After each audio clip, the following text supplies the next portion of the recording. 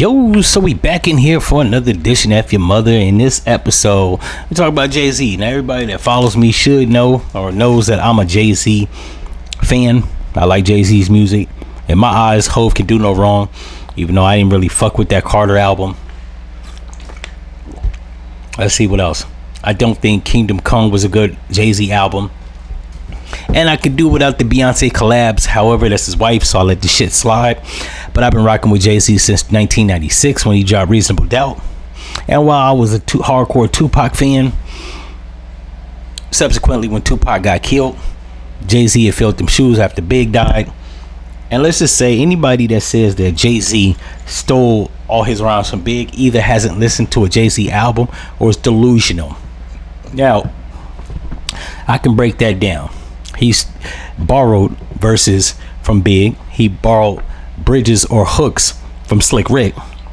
He named his album Blueprint after KRS-One's album, The Blueprint. None of that signifies a person that steals or malicious theft. And since KRS hasn't spoken out, said nothing against Hov for you naming his Blueprint album The Blueprint. And Slick Rick didn't have a problem with Jay-Z using the line, "Off we go, let the trumpets blow, and hold on because the driver of the Bentley is a pro." I think Slick Rick's version was, "Off we go, let the trumpets blow, and hold on because I forgot what he says, but something is a pro. But it was the same line, but Jay-Z modified a few words.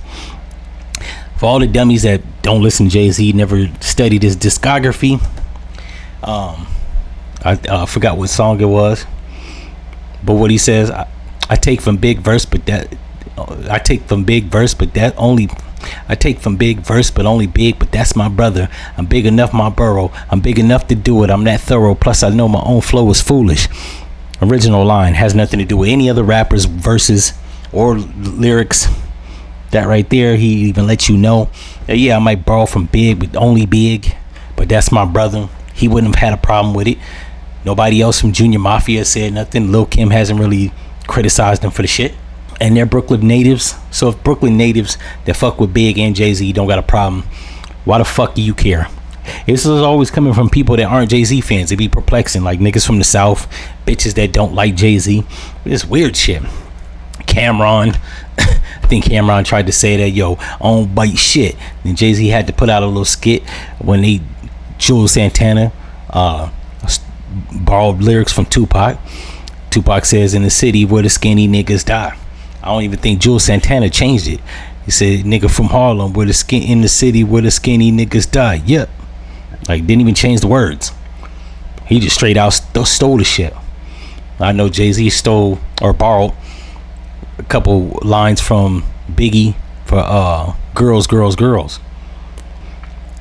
But Jay-Z's got 14 albums. A slew full of mixtapes. What the fuck are we talking about here? In any event, that's not exactly what I want to talk about, even though I wasted 3 minutes and 30 seconds talking about it.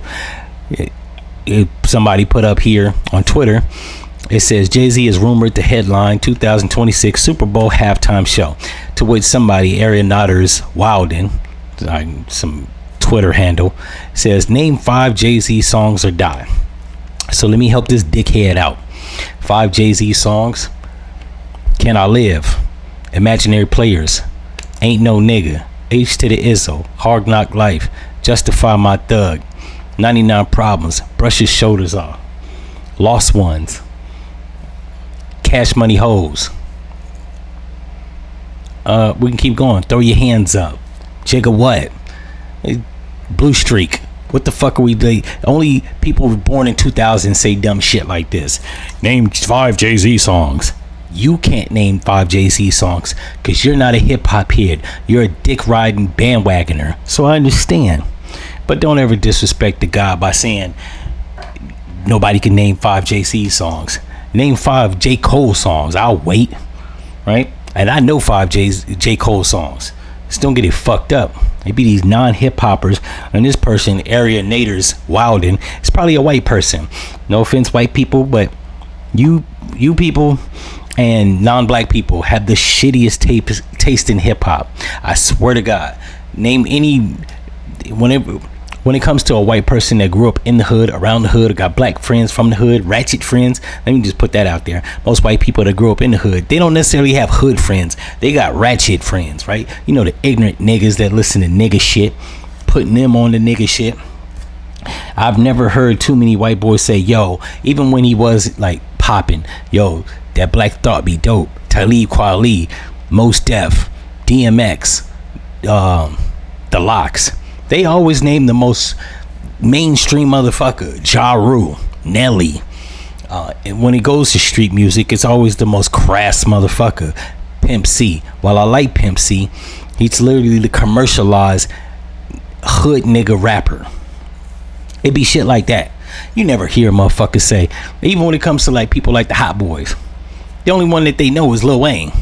Even though, don't get me wrong, lyrically he's the strongest one now, but back then it was Juvenile.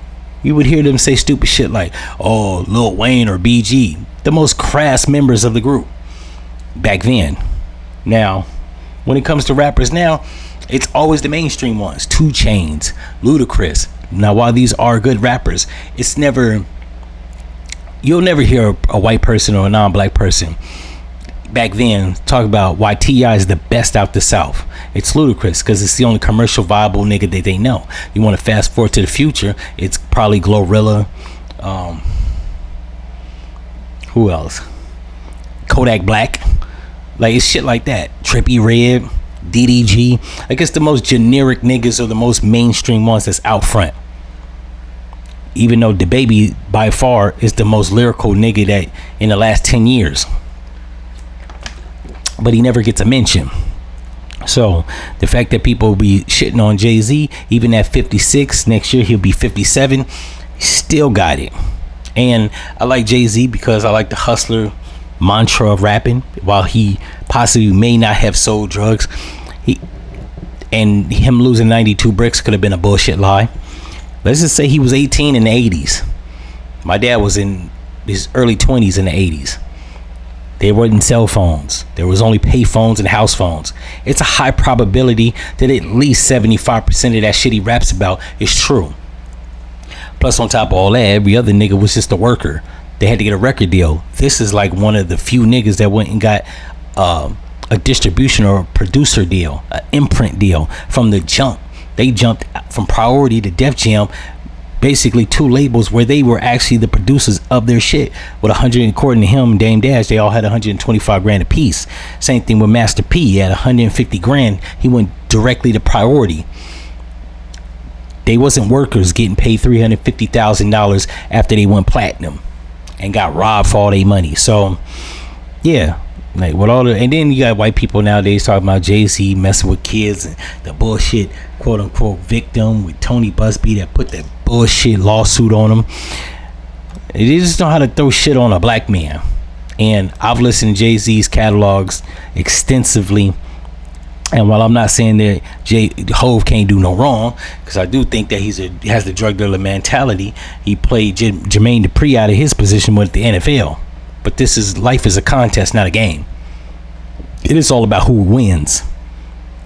So while he might be unscrupulous and, you know what I'm saying, backstabbing other artists like Jermaine Dupri out of an opportunity with the NFL, and backstabbing DeHaven or backstabbing Dame Dash, like, this is business, not personal. So I ain't gonna say I'm gonna be watching the Super Bowl, because I think, me personally, I think if he does headline the Super Bowl, it's about 25 years overdue. In any event, if you like this episode, like, comment, and subscribe, all that fly stuff, and I'm out.